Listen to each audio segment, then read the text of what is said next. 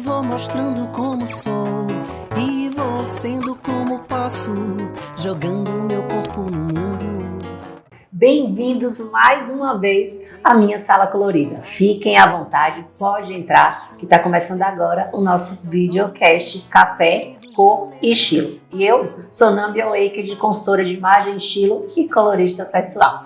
E a partir de agora a gente tem um encontro marcado, não esqueçam, toda quarta-feira a partir das 19 horas. Quero vocês aqui. Então, para isso, se inscrevam no canal. Gente, eu não imaginei que ia viver para falar isso.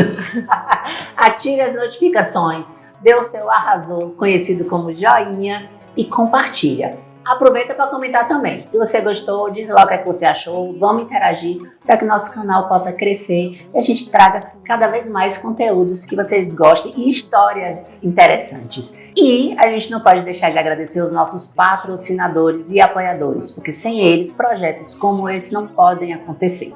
Então eu quero agradecer muito ao Cheirinho Bom, que está aqui com a gente, parceria forte, a Sheila Capitani, que está produzindo os looks desse videocast, Rosé Joias e Acessórios, Capitani Beauty, toda aqui, toda organizada na Capitani Beauty, Presente Criativo, nossa canequinha, coisa mais linda, também feito pela Presente Criativo, Thaísa Reis, que está fazendo toda essa parte de vídeo e áudio para vocês, doutora Vanessa Sueli, para manter aqui a nossa consultora com Botox em dias. E hoje nós estamos recebendo uma convidada muito especial, escolhida assim com carinho, estava ansiosa inclusive por esse momento. Ela é uma mulher massa, deixa eu ler agora o currículo dela. Ela é formada em Engenharia de Alimentos pela Faculdade de Zootecnia de Uberaba, pós-graduada cozinheiro-chefe internacional do Senac em São Paulo, profissionalizou-se na Europa a bordo do cruzeiro italiano Costa Mágica. Essa foi a sensacional, a cereja do bolo. Quero saber muito sobre isso.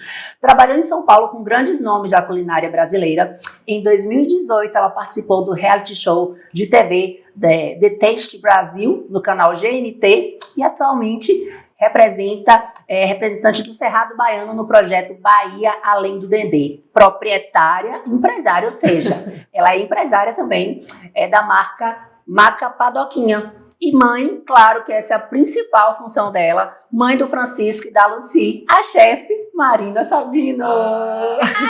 Que coisa boa. Obrigada, Nâmbia, pelo convite. Tô tão feliz. Ai, eu também. Muito feliz. Eu que agradeço por você ter aceitado, topado, né? Esse projeto que está nascendo. E graças a Deus, todo mundo que eu fiz o convite recebeu, assim, aceitou de cara, e você foi uma dessas na hora, não sei nem o que quero, topo, colo, vou. E eu estou muito feliz com você estar aqui. A ideia do nosso projeto é realmente poder conhecer mais sobre histórias, né? Bom Conhecer demais. mais sobre pessoas. E a gente já conhece a chefe Marina, né? Na nossa cidade e região e Brasil, né? E mundo. Então, tem um cruzeiro aí que eu quero saber essa história do cruzeiro. Mas eu queria conhecer mais sobre o início de tudo. A gente está querendo muito saber as histórias dessas pessoas. Sim. E você é uma dessas, que eu quero saber como é que tudo isso começou. Quem é Marina? Conta pra gente. Poxa, a Marina, ela cozinha desde criança. Daquelas historinhas assim de... quando você era criança, você cozinhava com a sua avó? Olha, eu não cozinhava com a minha avó, porque eu sempre morei longe das minhas avós. Mas desde criança eu estava enfiada na cozinha. A minha mãe tinha aquela coleção, assinava Cláudia, que vinha com aquela revistinha separada só de receitas. E eu esperava a revista chegar para eu reproduzir todas as receitas daquele caderninho. Então eu tinha 7 anos, eu fazia petit gâteau, eu fazia bolinho de chuva. E meus amigos vinham para minha casa, eu esperava eles com lanche na mesa. Então realmente era a minha diversão. Meus pais trabalhavam o dia inteiro, a gente era acostumado a ficar sozinho em casa e eu ficava na cozinha. Vocês são uma família de quantos? Somos eu e meu irmão, né? Meu pai e minha mãe. Meu pai é de Uberaba e a minha mãe é de São Paulo. Eles se conheceram na faculdade lá em Uberaba. E logo depois de formado, meu pai veio para Barreiras para trabalhar aqui como gerente de uma fazenda. Então a gente já é daqui, né? Sim. E aí, mas você nasceu, você é natural de... Isso, eu sou natural de Barreiras. Meu irmão nasceu em São Paulo. Sim. Eu já nasci aqui. E Então, a gente era só nós 4, né? Meus pais, minha mãe, depois que a gente cresceu, foi trabalhar também. Então, e a cidade pequena, a gente ficava, né? Muito sozinho em casa e tal. E em cidade pequena, comer é o grande lazer, né? Ainda mais Barreiras, que naquela época não tinha esse comércio tão ativo, e essas tantas opções. Então, a gente era muito recluso ao nosso círculo ali. E depois, quando eu tinha mais ou menos, acho que uns 6 anos, 5 anos, por aí, a gente se mudou para o primeiro prédio de Barreiras, que era uma São Rio de Ondas, e lá tinha 30 crianças. Então, assim, eram muitas crianças. Então, todos os dias era aquela movimentação entre sair de dentro da casa dos outros e todo aquele furdunço. Então, sempre tinha que ter um lanche pronto. Lanche menino. Coisa grande. Cachorro-quente é diário, né? E você comentou o fato de morar distante dos seus avós, e a gente normalmente tem essa memória, né? De cozinhar com a avó, ou pelo menos não cozinhar com a avó, mas comer algo da avó. Mas você tinha alguém em casa, alguém perto que fazia isso, além das revistinhas que você comentou? Sim. Mas tipo, seu pai cozinhava, sua mãe, você compartilhava disso, um prato, aquele prato da família? Não, meus pais cozinhavam. Meu pai, assim, a minha avó, mãe do meu pai, ela era banqueteira. Então, ela tinha buffet lá em Uberaba, ela fazia festas, ela era do ramo mesmo. E o meu pai aprendeu a cozinhar porque ele foi morar na África para trabalhar. Nossa. E aí ele teve que se virar e aprendeu a cozinhar e pegou gosto, né? Como tá no DNA, não tem jeito, né? E aquilo vem transbordando já. E meus pais eram muito festeiros. Eles gostavam, assim, de casa cheia todo final de semana. Então, meu pai estava sempre cozinhando alguma coisa, porque ele tinha pegado o gosto. A minha mãe também gostava de cozinhar. E aí, como a casa estava sempre cheia e tudo era dentro da cozinha, em torno da cozinha, era uma casa que tinha muita fartura de comida, de ações dentro da cozinha. Então, a gente vivia muito essa dinâmica. Marina, então quando você foi naquela fase da escolha que curso eu vou fazer, né? Sim, que é o momento da escolha da profissão. Sim. Quando você escolheu a engenharia de alimentos, não foi surpresa? Não, na verdade, assim, quando chegou a minha hora de escolher o vestibular, eu tinha certeza que eu queria fazer alguma coisa ligada à comida. E, naquela época, tinha acabado de lançar o curso de gastronomia. Eu acho que tinha 2 anos o curso. Antes não tinha a graduação, E além de ser um curso muito novo, eu não conhecia ninguém. Meus pais não conheciam ninguém que tivesse feito, que dissesse, olha, assim, assado. A profissão de cozinheira ainda era muito, assim, banalizado, né? Não era uma profissão. Então, a gente não tinha informação. A gente falava, cara... Meus pais falavam, Marina... Tudo bem, mas fazer, a gente concorda, mas como que é? A gente não sabe. E aí, procurando alguma coisa ali próximo da gastronomia, foi que eu encontrei engenharia de alimentos e tinha em Uberaba, que era a cidade do meu pai, e tinha família lá, então facilitava isso. Então, eu acabei optando por engenharia de alimentos, por essa proximidade com a gastronomia e pela falta de conhecimento. Assim, engraçado, porque eu achei que tinha sido o contrário. Eu achei que tinha vindo o curso e depois, como existem, né, várias opções dentro do curso, você... Logo que eu entrei nos primeiros 6 meses de curso, eu olhei assim, rapaz, isso aqui não é muito cozinha não, porque engenharia, né, tinha muito cálculo. Sim. A engenharia de alimentos, ela é muito voltada para a indústria alimentícia. Sim. Então era aquela coisa assim de larga escala, não tinha a ver com aquilo que eu tinha criado na minha cabeça. E aí, no primeiro ano, eu cheguei a questionar meu pai. Falei, pai, não é isso. Daí eu tô fazendo o curso errado, né? Não é isso que eu tava procurando. Meu pai falou, calma, olha, faça o curso, né? Daqui a um tempo, quando você se formar, é outro cenário. Insistiu que eu fizesse. O seria da gente sem pai e mãe, né? Pra dar uma segurada. Mas, assim, eu continuei, me formei. Mas no segundo ano eu já trabalhava em restaurante, fazendo curso de gastronomia. Eu trabalhava, lembra, meu primeiro contato com o restaurante foi em Uberaba. Eu fui trabalhar num restaurante que era 2 quadras da minha casa, como estágio na época. Sim. E eu lavava louça. E eu tinha um chefe, um senhorzinho, assim, velhinho, com bigodinho, super simpático, querido. E aí, quando chegava num horário assim mais tranquilo, ele falava assim, vem cá. E aí ele vinha e me mostrava como que ele ia fazendo. E aquilo foi uma forma de eu ir conhecendo também. Ó. Sim. Foi meu primeiro contato, né, com a gastronomia. Então, eu me formei, mas eu nunca atuei como inclusive o meu treinamento, o meu estágio obrigatório da faculdade, eu fui fazer na Black & Decker, que é a fábrica, né, que faz batedeira, Sim. faz ferro, faz tudo. E eu fiquei no refeitório. Eu fiquei na cozinha do refeitório o estágio inteiro. O estágio inteiro eu tava lá organizando a comida, o bandejão, não sei, falar de uma batedeira, um equipamento, nada. Aí, na verdade, então, acho que a gastronomia te escolheu mesmo, né? Aquela coisa, venha aqui, seu lugar é aqui. Você tem que e hoje, assim, muitas vezes eu me pego nisso, que a gente às vezes tem uns rompantes, assim, né, de questionamento, e eu falo, cara, se eu precisar mudar de profissão, eu só fiz isso a vida toda. Era uma curiosidade. Se tivesse que ter um plano B... Eu não tenho plano B. Não, né? Não. Pelo que você me falou, no momento da escolha, já era muito... isso que eu quero. Porque às vezes a gente fica... Ai, meu Deus, né? Gosto disso, gosto da... Tem a dúvida, mas com você, pelo que você contou aí, minha filha. Eu falo, eu só sei fazer isso, só fiz isso e acho que vou morrer fazendo isso. Agora, Marina, você falou da louça. Sim. E eu já vi algumas coisas de que existe, não sei se é lenda, é isso que você vai ver, um folclore, sim, ou se isso é real. Nesse momento desse estágio de vocês, que vocês estão, sim, passando, existe aproveitar um pouco desse momento do estagiário, assim, o chefe, ele aproveita um pouco disso, vocês têm que fazer... Como é que funciona, sim, essa... É porque a cozinha, ela tem uma dinâmica muito militar. Né? Sim, então, sim, e no militarismo sempre tem a questão da hierarquia. Isso é muito presente na gastronomia com um comportamento militar, né?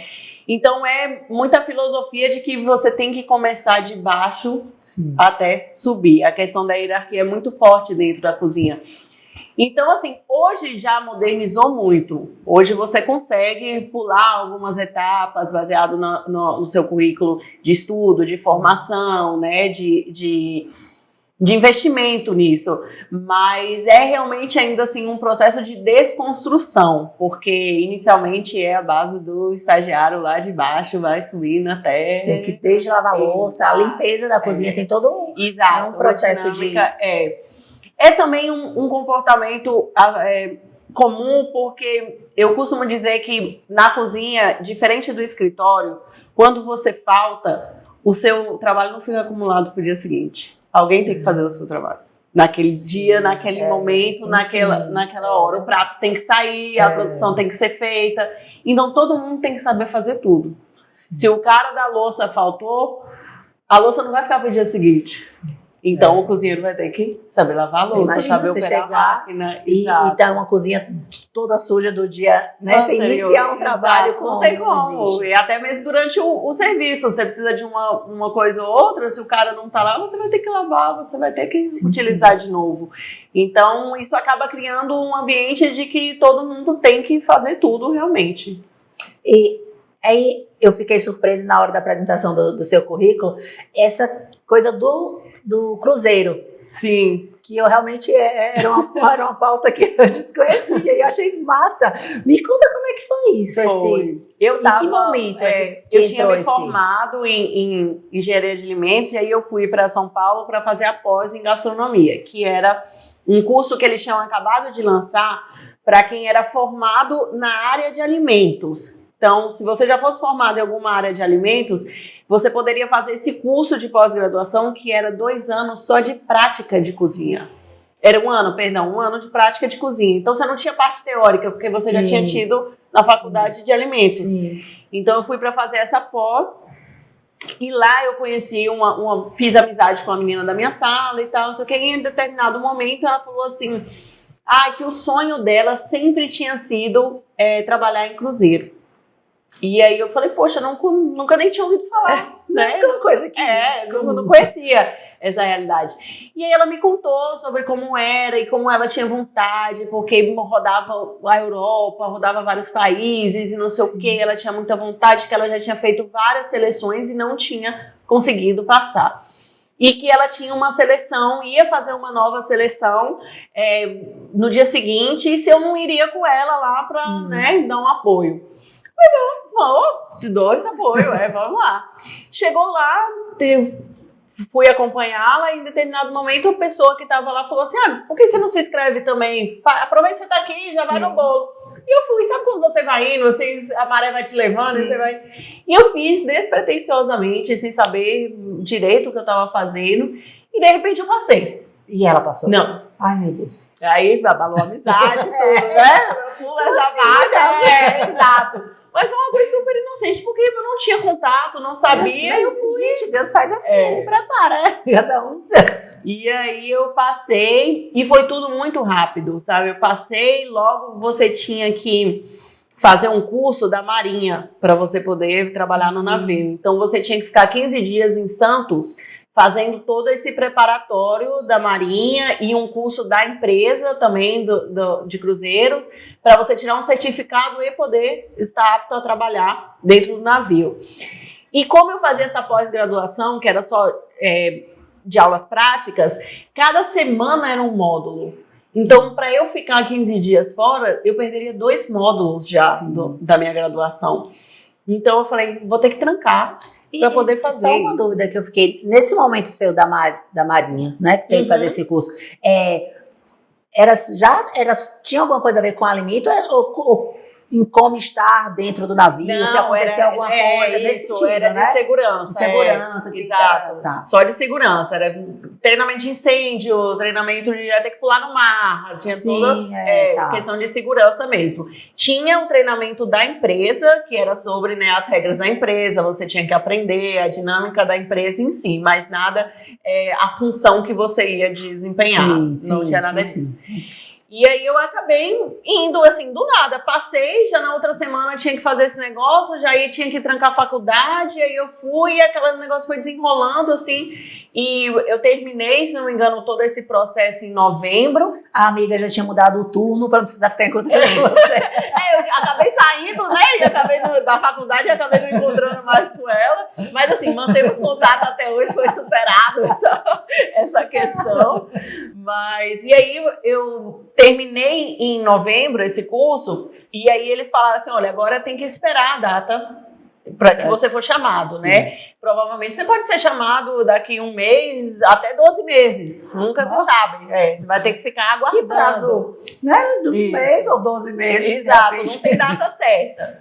Só que o que acontece? No final do ano, aqui, né, no Brasil, verão, o navio vem da Europa para fazer o verão brasileiro. Então, ele fica aqui, geralmente, dezembro, janeiro, fevereiro, e aí depois do carnaval, aí ele começa ali, vai para Argentina, né, março, ali faz ali Punta del Este, e aí para abril ele volta para pegar o verão europeu. Então, aí ele fazia. E aí o que aconteceu? Coincidiu de um navio estar chegando no Brasil, né, da Europa, para fazer o verão brasileiro. E existe uma lei que o navio estrangeiro, como era uma empresa italiana, que eu tinha feito a seleção, existe uma lei que o navio estrangeiro, quando ele entra no Brasil para explorar, né, para trabalhar, ele precisa ter 70% ou 80% de tripulação brasileira contratada. Contratação. Exato. Então, o que eles fazem? Eles começam a mandar os brasileiros para a Europa em novembro para já vir no navio fazer o verão brasileiro. E aí, nisso, que o navio chegou no Brasil, aconteceu algumas demissões, algumas saídas e tal, e eles já me ligaram, o navio já tá aqui, mas você vai ter que entrar agora.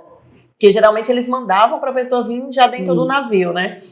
E aí eu fui, e eu não fiz, né? Eu já entrei para cá, porque ele chegou com os brasileiros, mas teve algumas... Você fez o inverso, você entrou no Brasil. Aqui, exato, eu entrei aqui. E aí eu entrei em dezembro, logo depois do Natal, eu embarquei. Logo depois do Réveillon, dezembro para janeiro.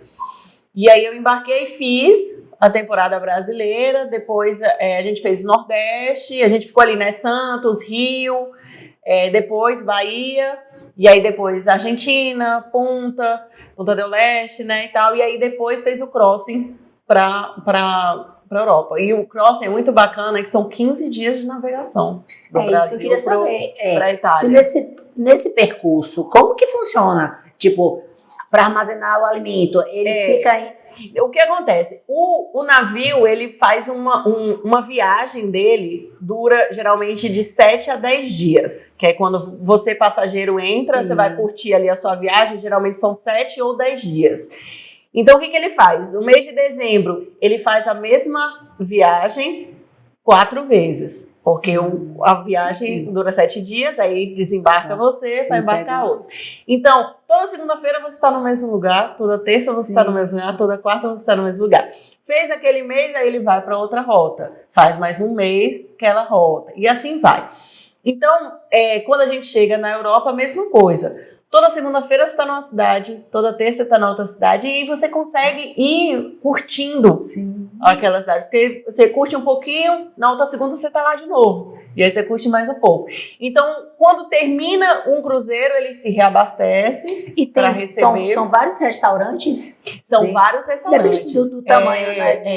O navio que eu tava eram 2.000 tripulantes e 1.200 passageiros. Cara. 3.200 pessoas para comer todos os dias. E assim, E tem a alimentação para o passageiro e tem a... isso, e tem o restaurante, é tudo setorizado. Tem o refeitório do tripulante, o refeitório do passageiro, tem o bar do tripulante, a gente tem o nosso bar, a gente tem a nossa piscina, a gente tem as nossas festas, tinha as festas pra gente, tinha tudo, porque você não pode interagir muito.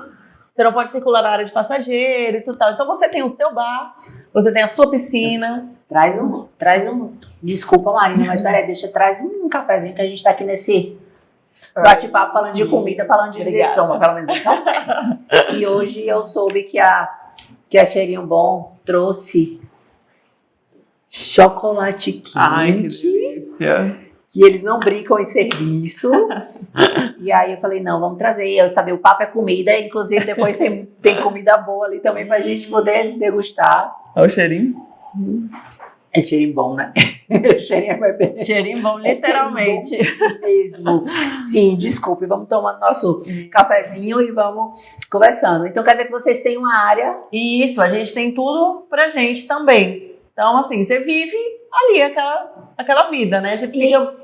E eles separam, vocês, tipo, uma equipe cuida da comida da Isso, é tudo tripulação, setorizado. uma equipe. Tem isso. Tem a parte de lavanderia, que lava os uniformes de todo mundo. E como faz essa seleção? Geralmente, quando você aplica, faz a seleção, eles já dão a função que você vai ficar. Se você vai ficar na cozinha, se você vai ser fotógrafo, E tem tipo, você foi na parte de alimentos, sim, certo? sim. E aí tem um restaurante italiano, um Isso, restaurante... Quando Geralmente você faz essa seleção, tem uma... Não, você não escolhe. Geralmente eles te colocam na vaga que tiver no momento. Quando eu entrei na confeitaria. E lá, durante o meu contrato, foram aparecendo outras vagas que eu poderia me aplicar. Por exemplo, apareceu uma vaga no restaurante pago. Aí eu poderia aplicar para sair da confeitaria e ir para a cozinha do restaurante pago. Apareceu uma vaga para saladas. Eu poderia aplicar para sair de lá, entendeu? Aí dentro você consegue fazer essas outras aplicações. Mas inicialmente você entra já certo do que eles escolheram para você ficar. E era uma rotina cansativa? Exaustiva. Né? Não tem nenhum dia de folga, né? Foram 8 meses de segunda a segunda. Caramba. Nenhum dia de folga não existe. O que você tem é horários, geralmente as horas trabalhadas são entre 14 a 16 horas por dia trabalhadas, separadas, né? Não são direto, mas vai mais ou menos nessa faixa. E a folga que eles chamam é um conjunto de 4 a 6 horas sem trabalhar, tipo no período comercial, que aí você pode sair, né, tal. Então, nesses 8 meses, o que você tinha de... Varia muito com a função que você tá, né, porque tem funções que tem folga toda semana. Eu que estava na confeitaria do restaurante, né, que era o maior restaurante lá, o maior salão de recepção, Eu tive no meu contrato de 8 meses 4 folgas. Realmente. Aí depois você mandou uma mensagem para sua amiga falando assim: deixa eu te contar. Exato. Tá tudo certo. Eu te fiz um favor. Claro, é uma brincadeira, Não, é mas a experiência que você. Não, com certeza. Eu fui para lugares que talvez eu não tivesse oportunidade de ir por mim mesma, sabe? Eu conheci os fiordes da Noruega, sabe? Eu vi um iceberg gigante no meio do mar, tipo, teve alguma situação de medinho? De susto? Teve, de medinho, porque um navio não é algo que tem uma instabilidade, né? Aí, imagino, eu nunca fiz uma viagem de navio, sou meio mais medrosa mesmo, só de imaginar. E outra coisa, que aí eu vou contar um segredo. Eu tenho um medo, uma fobia. Eu não sei se é fobia, porque acho que chama de fobia quando a gente é diagnosticado e tal. Enfim, mas eu tenho medo de coisas muito grandes. Sim. Assim. E aí eu fico pensando, se de repente eu pudesse dormir e acordar dentro do navio, mas eu penso em ter que subir aquela rampa e ver aquele negócio gigantesco. E isso me dá um... você ia sentir. Porque, por exemplo, não só para cima, como para baixo. O navio, ele tem 14 andares abaixo da água. Imagine, gente. E geralmente são onde são nossos quartos.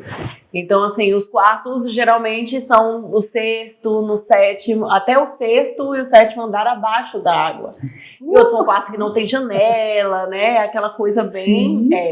Agora, assim, situações mais assim, a rota que vai para a Argentina, como é cruzamento de rio com mar, né? Ali pelo Rio Madeira e tal, ele balança muito, extremamente. Então, assim, é de cair panela na cabeça, é de você acordar e o seu quarto inteiro tá no chão, tipo, todas as roupas jogadas para fora do guarda-roupa porque movimentou demais. Eu não sofro de enjoo, né? E pra mim era a melhor rota, porque todo mundo passa mal e ninguém come. Então eu trabalho pouco. Então, ótimo. É aquela história do copo meio cheio. Exato. Então tá todo mundo passando mal, tinha que fazer pouca comida, eu tava ótima, tava plena, e tava trabalhando pouco. Então pra mim era ótimo. Tudo bem. Mas teve um outro episódio também que deu um vazamento de água na cozinha. Então, tipo, no meio do serviço tinha cachoeiras e cachoeiras de água descendo do teto. Então você fica assim pensando, cara, será que em algum momento isso vai afundar e tal? Mas depois se resolveu. E nesse retorno aí do cruzeiro, esse contrato que você fez já era determinados 8 meses? Isso, 8 meses. Finalizou, eu acho que você não queria renovar. Eu não quis renovar, até me ofereceram um bocado de coisa, eu falei, não, já deu. E depois, qual foi? Já veio para Barreira, já foi um retorno? Eu voltei para São Paulo, que morava lá, eu precisava terminar o curso, né, que eu tinha deixado algumas matérias, e eu conheci o Walker no navio, né? Sim. E aí a gente se estabeleceu lá em São Paulo, e depois, um ano depois, eu engravidei de Francisco, e aí quando o Francisco completou 1 ano, é difícil pra gente que é do interior, que foi criada no interior, aconchego, pertinho, criar um filho em São Paulo, né? Pra gente é um choque, assim, de realidade. E a gente vinha de 2 profissões difíceis também, né? Eu trabalhava em restaurante, então eu trabalhava sábado, domingo. Ele era professor, então trabalhava durante a semana toda, só estava em casa no final de semana e era onde eu mais trabalhava. Francisco muito pequeno, um apartamento muito pequeno. E aí eu comecei a olhar assim, cara, não vou conseguir viver assim. Aí foi aí que me deu o start de eu preciso voltar para minha cidade, criar meu filho do jeito que a gente, né, cresceu. A gente, eu posso falar como mulher, né, porque é o que sou.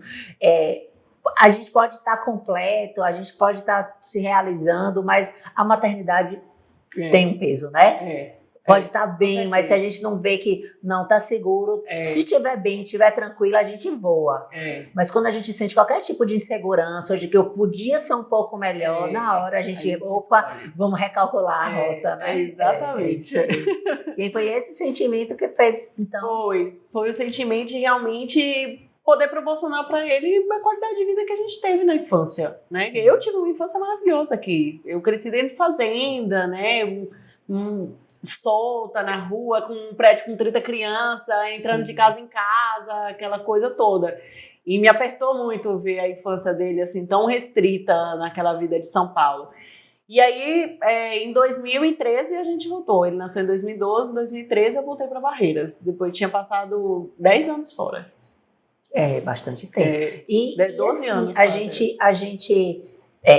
Eu nunca morei em capital, né? Mas do que eu escuto, o meu marido é de capital, às vezes vir para o interior traz essa paz, mas às vezes tem gente que sente muita falta, né, de tudo que aquilo... No seu caso, acho que foi tranquilo, porque realmente você já é daqui, então traz aquela coisa, que vontade de volta e poder proporcionar ao filho.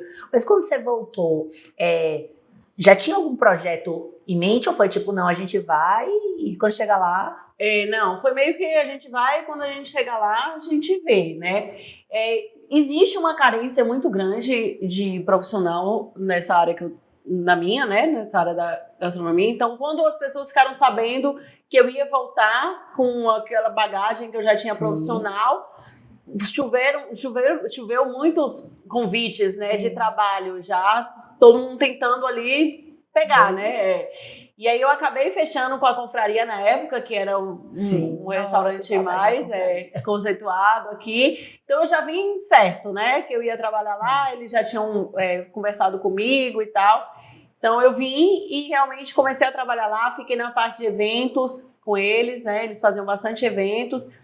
E aí, só que acabou que a dinâmica foi um pouco difícil, porque eu tinha adaptação de Francisco, né? Tinha adaptação de Walker, tinha minha também, porque é engraçado também que a gente volta com a referência da infância. E tudo mudou. Mudou, exatamente. A gente mudou, a cidade mudou, os ciclos mudaram. Então é toda uma readaptação que você não estava esperando também. E aí eu senti ali que, cara, foi mais difícil do que eu imaginei. Você tem a sensação, ou viveu em algum momento a sensação de que as coisas pareciam ser maiores? Que aí a gente, né? Nossa, mas isso era... E é que não foi tanto tempo, mas assim, existe essa diferença, às vezes, de 10 anos, 12 anos, em determinada etapa da nossa vida, que faz muita diferença. Sim. Tipo, um menino de 12, de 22, 10 anos faz muito. Sim. Entre 50 e 60 já não faz, mas esse tempo... E pra cidade, pra Barreiras, 10 anos... Foi assim, de uma ponta a outra. Foi quando teve o boom do agronegócio e a cidade subiu no foguete. Então mudou muito em 10 anos. Foi tipo outra coisa. A gente voltou, era outra realidade, era outra movimentação. Economicamente, né? Estruturalmente até começava a caminhar para melhorar do que era antes. Então tava tudo muito aquecido, né, muita loucura já começando e a gente ainda naquela vibe de infância. Nossa, alguma coisa diferente. E aí eu fiquei 4 meses com a confraria e aí eu decidi sair. Eu falei, cara, eu preciso dar uma segurada e tal. E logo depois que eu saí, eu ia sair para acompanhar um pouco mais Francisco ali, estabelecer a gente. E uma amiga minha, né, uma menina que tinha estudado comigo na escola e tal, me ligou e falou assim, Marina, olha, eu preciso fazer o aniversário do meu filho de 2 anos e eu queria ver com você o buffet. Aí eu falei assim, mas eu não tô mais trabalhando, né, na confraria. Ela falou assim, não, mas eu não tô querendo contratar a confraria, eu tô querendo contratar você.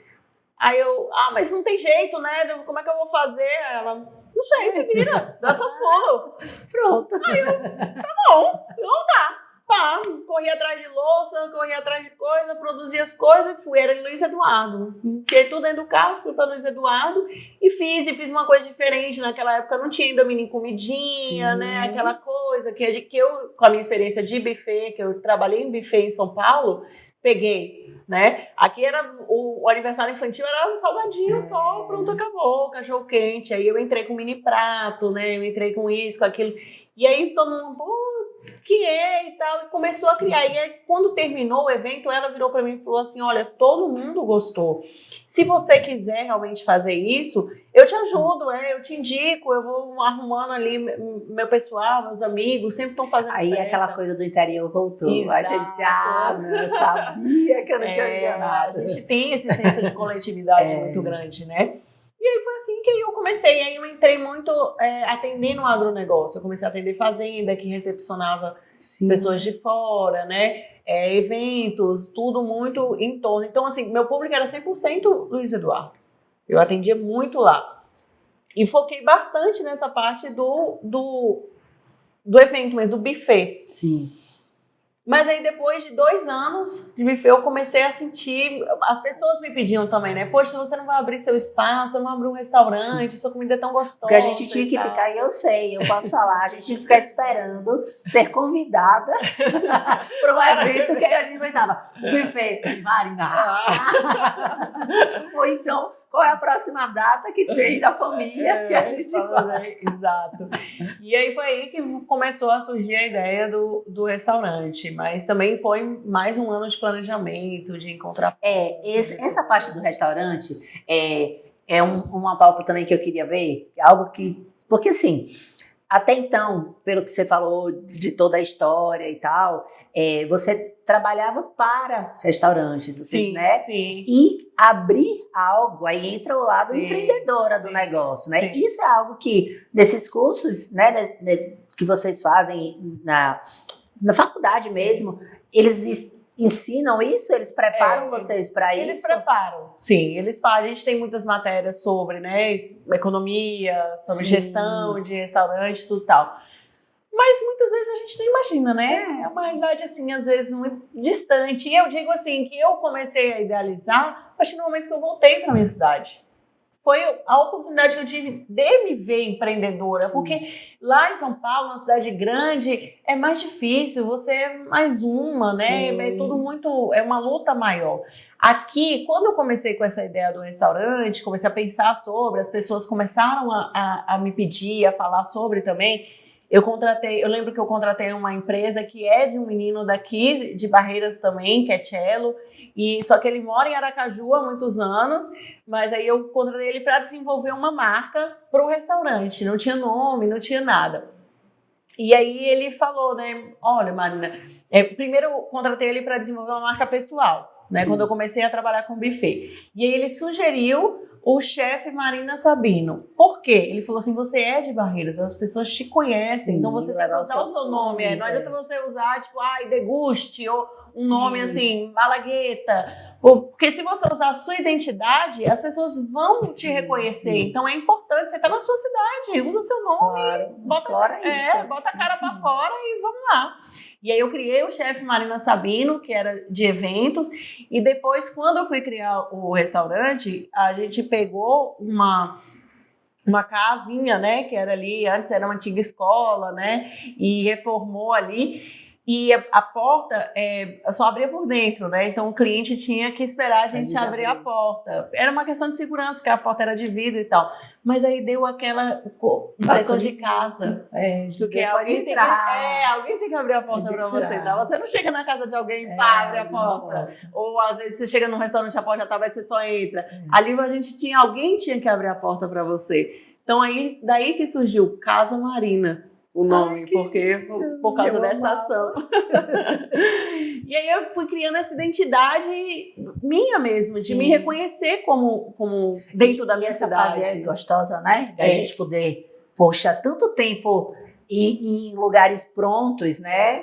Dentro de algo, às vezes até, dependendo da posição que você tá, até pode opinar, pode dar, mas assim, algo que está sendo gerado, né, por você, e um sentimento muito bacana. Eu me lembro que assim, o primeiro ano inteiro eu ia deixar o Francisco na escola, eu passava na porta do restaurante, eu descia a rua assim, ele estava aqui na esquina, todos os dias às 7h30 da manhã, o restaurante estava fechado, não tinha ninguém, mas todos os dias, durante um ano que eu passava ali, eu olhava, eu parava no semáforo, olhava, eu não acreditava que era meu. Mas eu te digo que... Te dá aquele sentimento de, cara, não acredito que é eu sinto aqui na sala. Eu abro a porta. Meu Deus do céu. É muito bacana. É muito gostoso.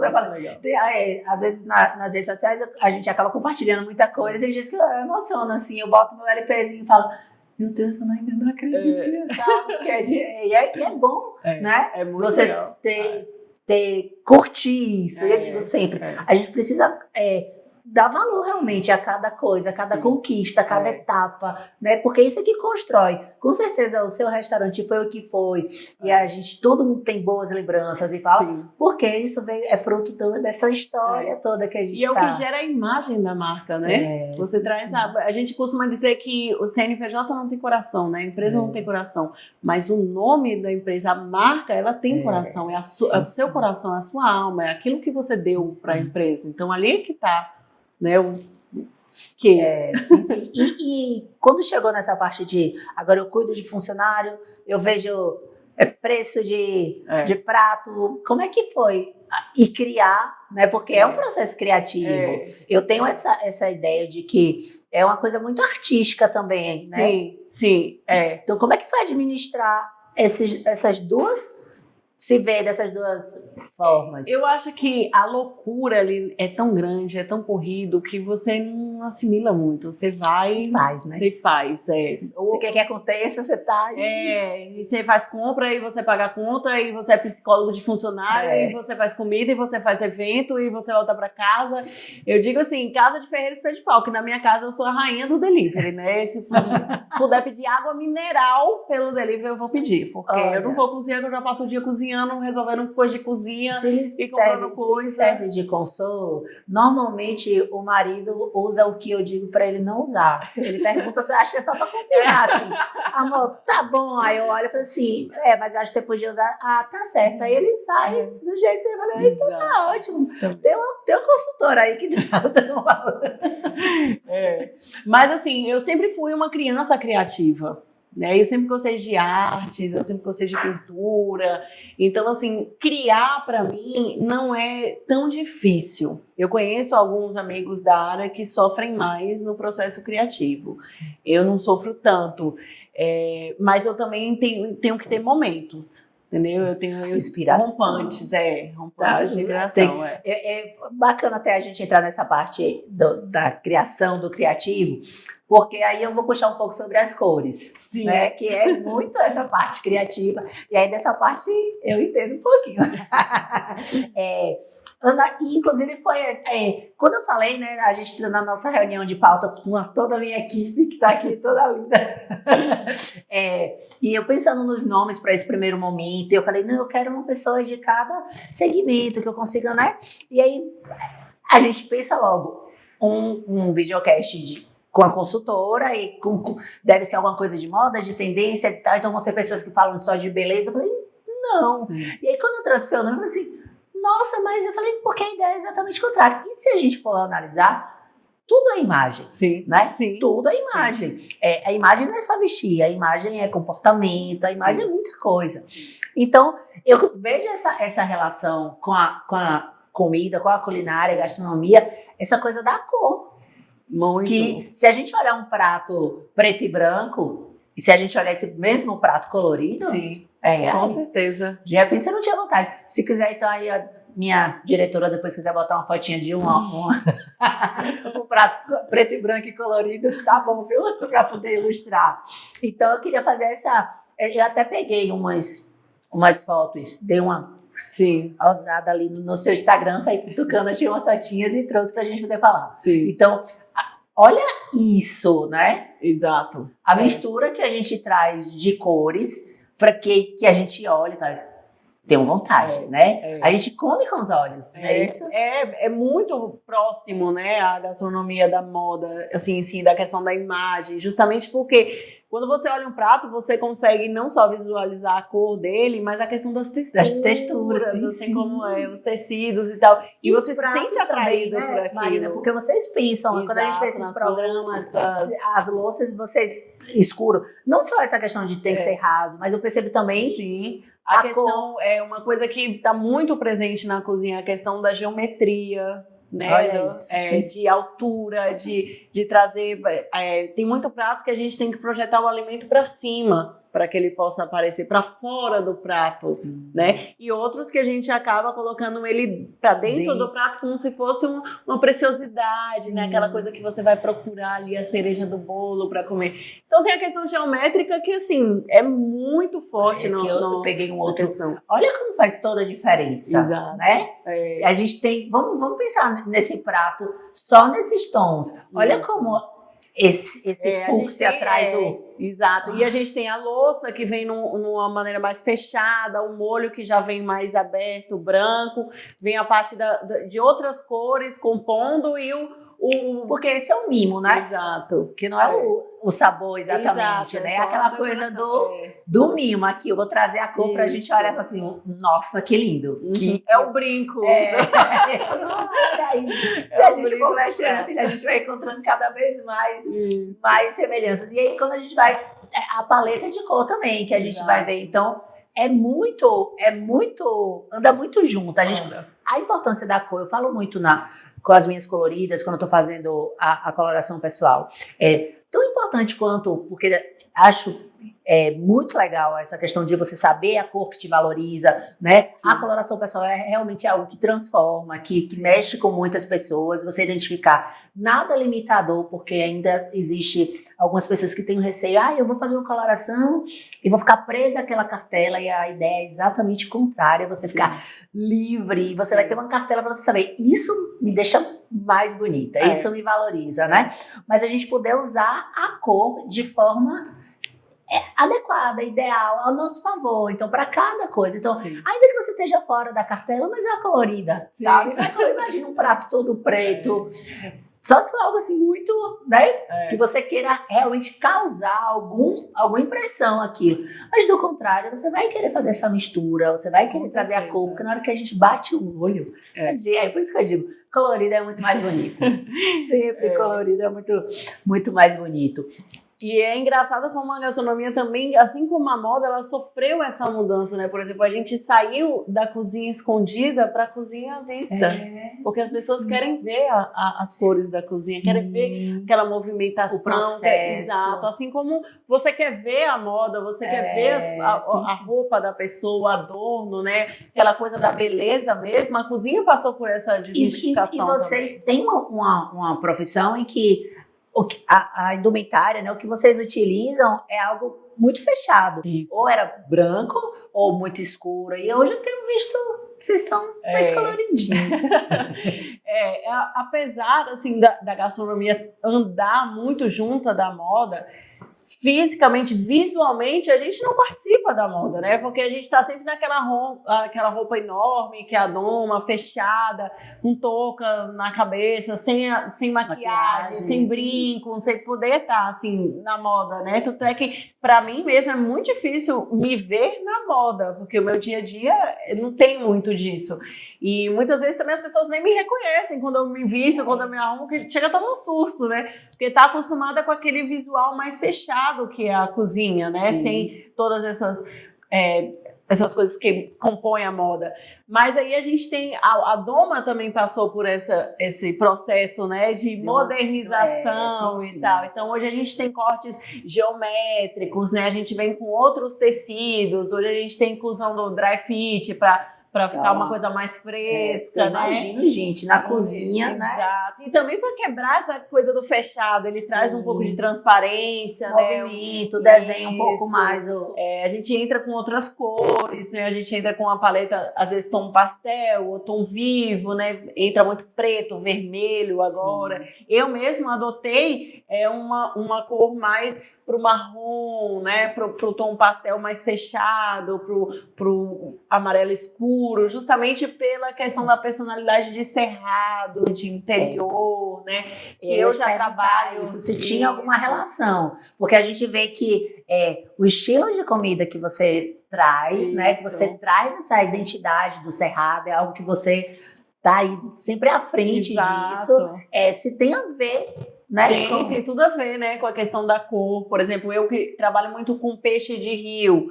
Qual que é a maior caracterização que as pessoas, assim, culturalmente falam sobre o peixe de rio? Que o peixe de rio tem gosto de terra.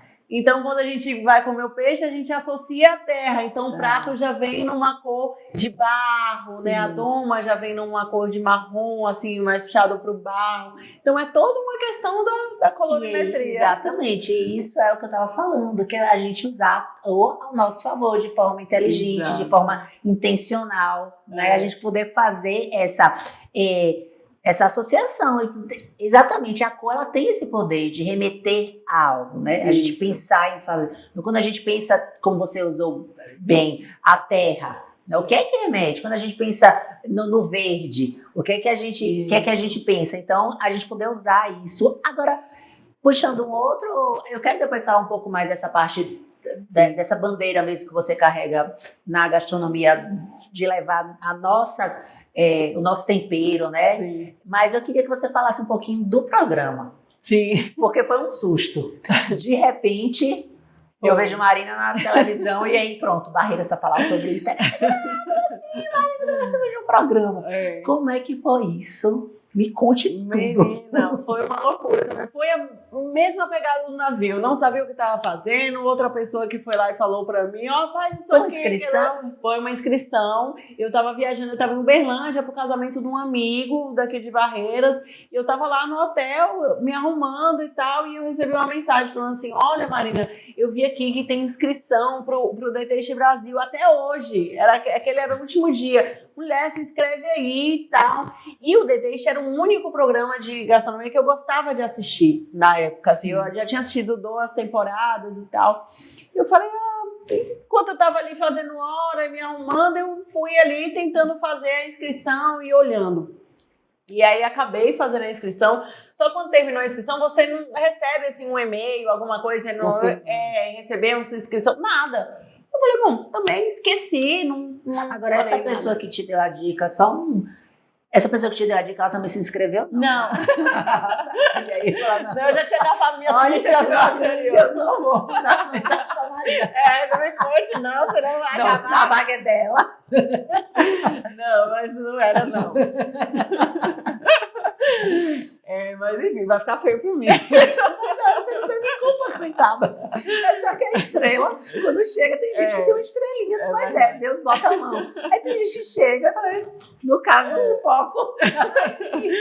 Mas não era, não. Mas assim, aí acabou que deu certo, depois eles me ligaram, teve outro processo seletivo, enfim. Quando eu vi, eu tava lá. E era uma coisa sigilosa? Era super sigiloso. Inclusive, assim, a gente gravou o programa inteiro em janeiro. O programa só foi começar a passar em abril. Então tinha todo... E assim, o programa tinha 10 episódios. Um programa desse, ficar calado sem dar pra ninguém. Mas a cláusula de confidencialidade é 2 vezes o valor do prêmio. Então, tipo, qualquer pessoa consegue guardar esse segredo. Mas aí tinha essa questão. Não tinha nenhuma pessoa assim que você podia... Assim, minha família sabia, né? Tinha que preparar, né? Já tinha filho e tudo. Exato, a minha família. E também a minha família viveu ali o dia da gravação e tal. Mas aí dizia, se vazar, a culpa é de vocês vão ter que pagar comigo. Exato, Mas não podia. Meu pai é super fofoqueiro, né? Então o medo era assim, né? Vai falar, minha filha! Isso. E a gente tinha aquele relacionamento no restaurante, né? Porque as pessoas assistiam o episódio, aí no outro dia o restaurante era uma movimentação que as pessoas queriam ir lá almoçar e conversar comigo sobre a prova e tal. Eu me lembro de uma passagem muito engraçada que todos os dias, toda semana que passava o episódio, a gente se reunia na casa do meu pai para assistir, a minha família, né, alguns amigos e tal. E aí teve um episódio que eu passei meu perrengue e quase saí, que eu fui pro Tiratema lá, né, pra tentar me salvar e tal. E eu tava assistindo o programa na minha casa, naquele momento eu recebo uma mensagem no meu celular de um cliente falando assim, Marina, calma, respira, você vai conseguir, ainda tem jeito, fica calma como se eu estivesse ali naquele momento e ainda com o celular na mão, né? Eu falei, gente. Eu achei que a mensagem era, me conta logo. Calma, respira, vai dar tudo certo, ainda dá jeito, você vai conseguir. E aí a gente vivia aquilo no restaurante, né? No dia seguinte era sempre uma movimentação e tal, as pessoas que não sabiam lá e jantavam, almoçavam e falavam sobre aquilo. Então, assim, foi uma experiência muito bacana, porque além do interior ter essa coisa, né? A gente gosta de ver o outro vencer, né? A gente sente o orgulho. Quando a gente consegue um feito, a gente sempre fala, sabia que fulano é de Barreiras? A gente tem isso até hoje com o Saulo Fernandes, já reparou? Sim, Ai, de Saulo Fernandes, eu falar que ele é de Barreiras. Mas na hora que o Saulo aparece, a primeira coisa que eu digo, ele é de Barreiras. É, exatamente, a gente tem isso. E quando o Ivete aparece, eu digo, ela é de Juazeiro, sabia, cara? Exatamente. Eu tive a oportunidade não só de participar do programa, que para mim foi muito importante profissionalmente, mas de viver aquilo com os meus clientes, com os meus amigos e com as pessoas de Barreiras ali. Eu acho que quando a gente fala de interior, né, como você estava comentando, é muito mais forte, né? Você tem alguém, porque, poxa, imagina o tamanho desse nosso país. E aí, num elenco ali restrito, poucas pessoas, Exato. a gente ser selecionado. Então, assim, não é só Marina, é Barreiras que tá lá. Então, você sabia que tinha uma cidade inteira na torcida, acompanhando. A gente leva um pedacinho do nosso canto pra... Sim. E como que era o desenrolar do programa? Era Eu tenso. não consigo pensar nessa possibilidade. Como assim, um episódio era gravado um dia, né? Então, assim, a gente entrava no estúdio às 6h30 da manhã e saía às 10h30, 11 horas da noite. E aí era a prova, tinha que fazer a prova, aí tinha a repescagem, tinha que fazer a repescagem, aí tinha que gravar chamada. Aí quem era eliminado já saía dali, já Um abraço, nem via, já ia direto para o aeroporto. E aí você chegava no hotel às 11 da noite, aí você tinha que tomar banho, ligar para sua família, que tava todo mundo, né? Tipo, deu certo, mais um dia. E aí você vai dormir às 2 da manhã, e às 5 você tem que estar lá embaixo para tomar café, porque às 6 você tem que estar. É uma loucura. E não tem uma preparação real de nada, assim, amanhã vocês descobrem tudo na hora. Tem tanto... O que eu participei, né? Eu digo pelo que eu participei. É assim, na hora não teve mentira, não teve combinação. Quem saiu, perdeu, saiu. Sim. E quem ganhou, ganhou. Foi mérito e tudo, entendeu? Não teve nenhuma enrolação. Não sei se todos os programas são assim, sim, mas o que eu participei, eu digo que foi 100% verdadeiro. E a relação com os chefes, né? Com os jurados que estavam lá? Sim. Dava pra... ali no momento da prova. É o único contato que você tem. Fora ali, terminou a prova, um para um lado, outro para o outro, não se mistura, não conversa muito. E como eu fiquei até o final, eu pude fazer um vínculo com o meu chefe, né, que era André, e hoje a gente permanece amigo até hoje. Temos contato e tal. Depois eu tive oportunidades com outros chefes também de estar junto em eventos, sim, e tal, mas... Não tinha algum deles que você... Eu entrei no programa assim, querendo ir para Claude, né? Que eu era apaixonada por ele, eu tenho assim uma base francesa na minha formação. No restaurante eu já tinha feito, acho que umas 3 releituras de pratos dele, trazendo ingredientes daqui e tal. Então assim, eu fiz aquele prato querendo que ele me escolhesse, sim, né? Mas acabou que o André me escolheu. Qual foi o prato? Eu entrei com prato de tripa. Era tripa empanada com... Tem jeito que a pessoa não passar um negócio com tripa, gente. Inclusive o André disse que me escolheu porque, uma pessoa que consegue, eu lembro que ele falou, uma pessoa que consegue botar tripa, manga e coco num prato ficar gostoso, ela consegue fazer qualquer coisa. Mas foi. E é engraçado como a projeção da TV, né, pra gente, ela é muito grande, porque eu já tinha esse prato no restaurante e ele quase nunca era pedido. Aí depois do programa, depois a tripa da Marina, rapaz, você tava brincando. Aí o preço da tripa, sei lá, ó, entendeu?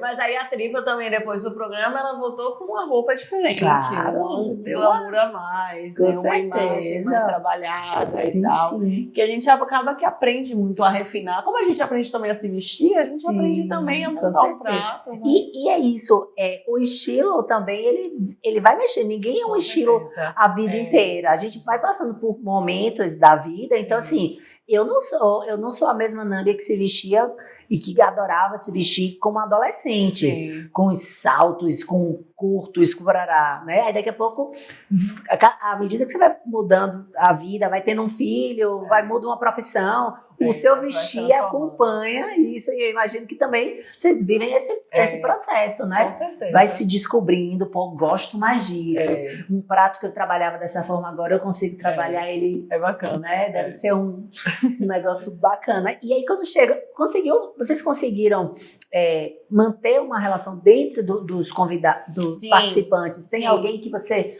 Porque eu acho que, imagino que seja um network sensacional, né? Mas assim, a minha temporada foi uma temporada atípica. A produção mesmo disso. Foi a única temporada que todos os participantes foram unidos e fizeram um grupo bacana. Hoje, eu como tinha restaurante na época próprio, né, não trabalhava para outra pessoa e tinha facilidade de estar no interior, eu pude trazer meus colegas para cá. Então, assim, a gente fez jantares, eu trouxe quase todo mundo para cá, né?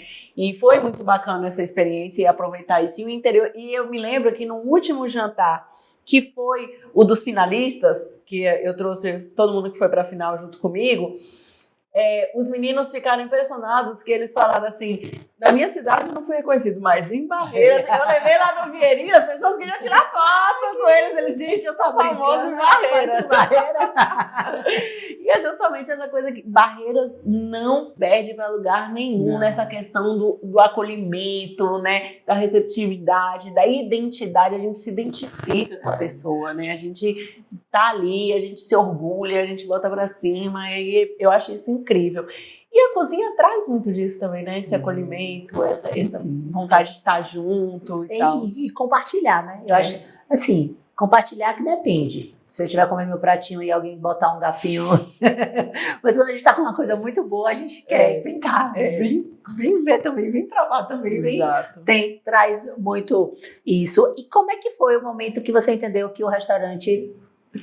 Né, foi a pandemia, né, foi isso que eu lembro do texto que você botou, eu falei, ai, gente, e aí a pandemia realmente pegou muito. Pegou assim, porque também a gente sempre teve uma personalidade muito forte, né, assim, própria, e isso foi uma construção de anos, né? Sim. E quando veio a pandemia, a gente era diferente dos outros, né? A gente era um ambiente pequeno, Barreiras a gente tem mania megalomaníaca, né? A gente gosta de tudo grande, tudo aberto, tudo na rua. Então todo mundo estava dentro do contexto da pandemia, de espaço e tal. Eu era diferente, que eu estava num lugar pequeno, que às vezes eram grudadinhas, que era fechado, né? Era ar-condicionado. Em Barreiras tinha pouquíssimos lugares com ar-condicionado antes.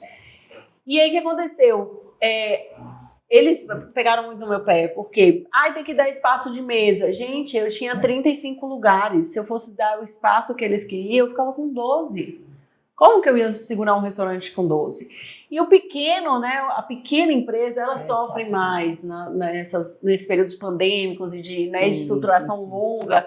E aí, quando eu vi que ia ser uma coisa longa, realmente a pandemia não era uma coisa rápida, e que eu ia ter que, né, segurar bastante a onda ali, os meninos do Delícia e do Vila, né, Leonardo e Thales, me fizeram uma proposta de pegar tudo do restaurante para montar, já era um projeto montar o Vila de Luiz Eduardo, e eu vim ficar com eles, trabalhar com eles. E aí eu visualizei ali uma oportunidade de, continuar a minha história, sabe? Guardar ali o bistrô numa caixinha, na lembrança de todo mundo e tal, não deixar ele se perder e eu ter que fazer uma coisa que economicamente só para sobreviver, entendeu? Perder toda aquela identidade que a gente tinha construído, para guardar ele ali. E hoje, hoje que a pandemia já, né, tá melhor e tal, se eu quiser trazer ele de volta com tudo. Exatamente. Fantástico, muito assertivo, eu acho.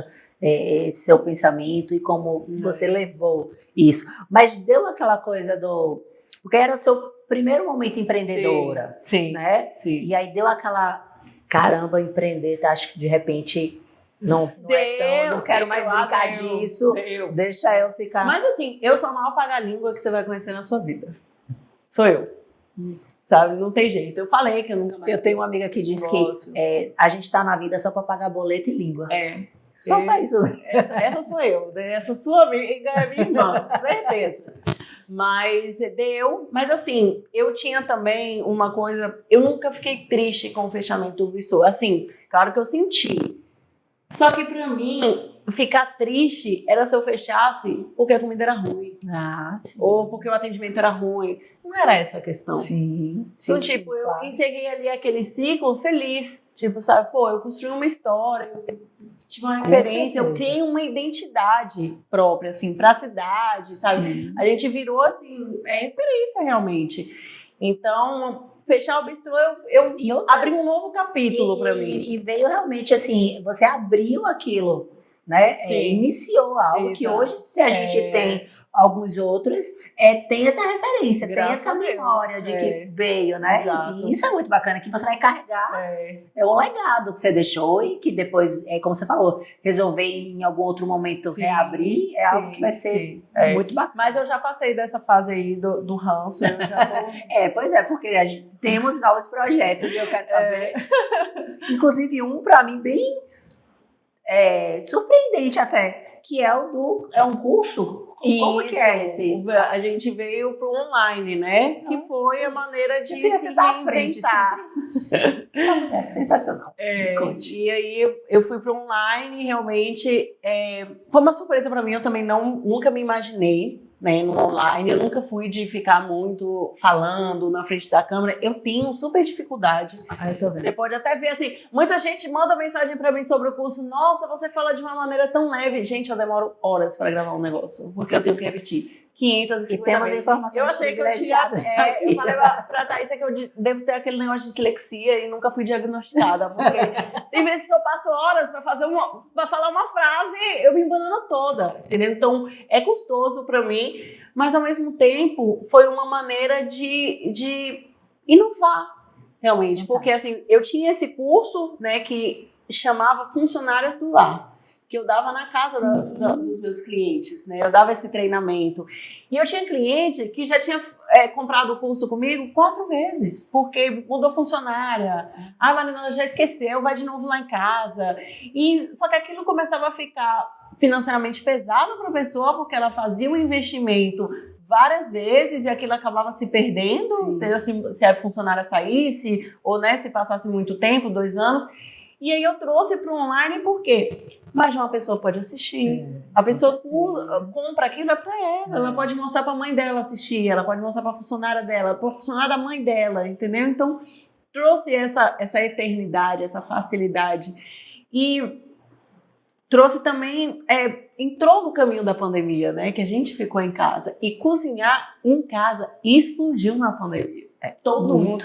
O tal do fazer pão virou moda na pandemia. E cozinhar, porque ficou todo mundo recluso em casa. Então você pegou e aí a gente aproveitou o gancho. Você falou do cozinhar, eu lembrei. Eu nunca fui muito habilidosa para cozinha, né? E eu lembro que a minha mãe me forçava assim, tipo, você é uma moça, você precisa, né, ajudar. Minha mãe é uma vida muito corrida e tal, e minha irmã, eu tenho uma diferença de idade grande da minha irmã, então ela já estava fazendo faculdade, eu ficava ali, ela tem que fazer pelo menos um arroz. E quando casar, como é que vai ser? Me dava aquela pressa, eu falei, minha mãe, quando casar eu aprendo, tá? Aí eu fazia no máximo um arroz e uma salada. Então eu era responsável pela salada, porque era pegar o alface, abrir, cortar a rodela do tomate, da cebola, botar em cima e era a minha salada. E fazer o arroz. E quando eu casei, eu falei, tá, né? Vamos ter que organizar esse negócio, a gente vai ficar comendo de marmita, pedir tal.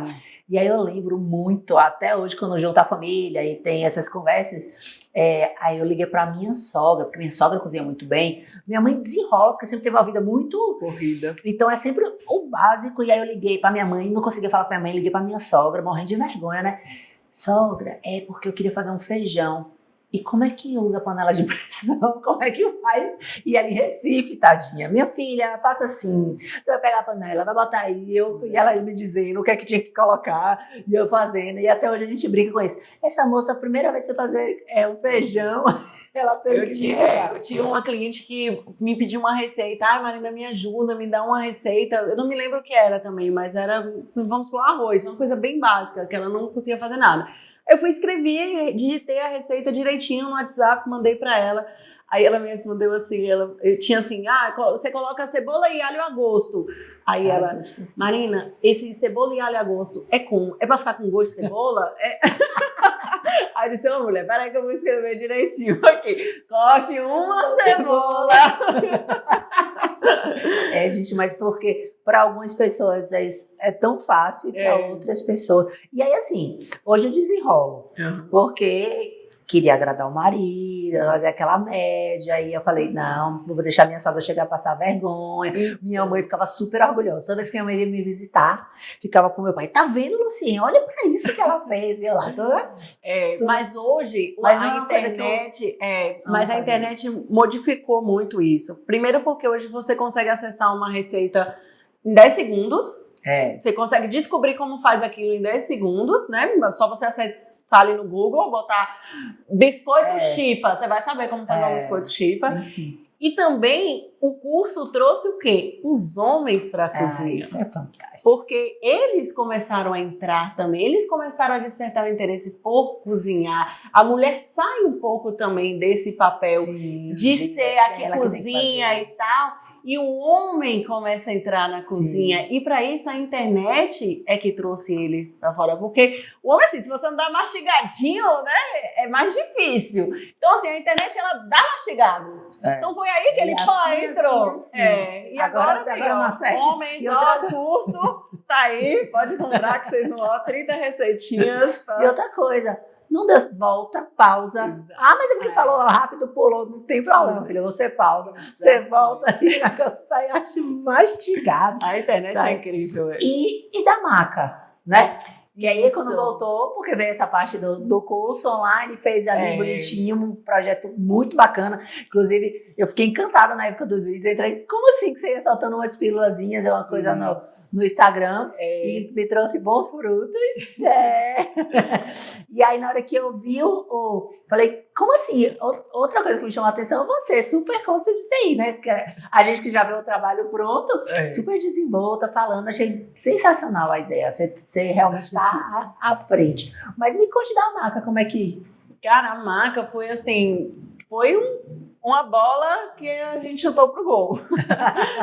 Não foi nada planejado. Eu conheço o Jaque há muitos anos já, né? Que Jaque era panete antes da maca, né? Sim. E Jaque me ligou, eu tava em Salvador, e ela me ligou chorando e disse assim, olha, Marina, é porque eu acabei sendo aprovada no concurso, fui chamada, ela já tinha sido aprovada há alguns anos atrás, ela foi chamada, foi efetivada, e eu preciso vender a padaria.